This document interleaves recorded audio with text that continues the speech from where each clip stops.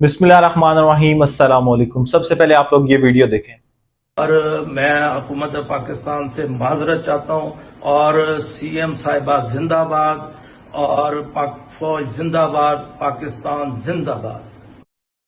नाजरीन, कुछ 2-3 दिन पहले से, जब से ये लाहौर में बारिशें हुई हैं, तब से लेकर अभी कुछ दिन पहले यानी अभी तक भी ये चाचा जो है ये सोशल मीडिया पर बड़ा वायरल रहा है। और ये वायरल क्यों हुआ है, कैसे वायरल हुआ, वो मैं आपको बताता चलूं कि एक शख्स जो लाहौर में किसी सड़क पर पानी खड़ा था उसकी वीडियो बना रहा था, तो ये चाचा गुजरता है और आगे वीडियो में कैमरे के सामने आकर ये बड़े खूबसूरत अंदाज में कुछ अल्फाज बोलता है, जिसको मैं खूबसूरत ही कहूंगा, क्योंकि ये जो काबिज हुक्मरान हमारे सर पर बैठे हुए हैं, जो इक्तदार के भूखे हैं और जिन्होंने गरीब आवाम का जीना मुहाल कर दिया है, जिन्होंने जो मैं कहता हूं कि तख्ते लाहौर का बेड़ा गर्क करके रख दिया है, उनके हवाले से कुछ उन्होंने बड़े अच्छे अल्फाज कहे हैं। जब ये अच्छे अल्फाज किए तो इन चाचा जी, ये जो चाचा जी हैं, पूरे पाकिस्तान में वायरल हो गए। हर बंदे ने इनकी वीडियो शेयर की, हर बंदे ने इनकी वीडियो अपने अकाउंट्स पर लगाई।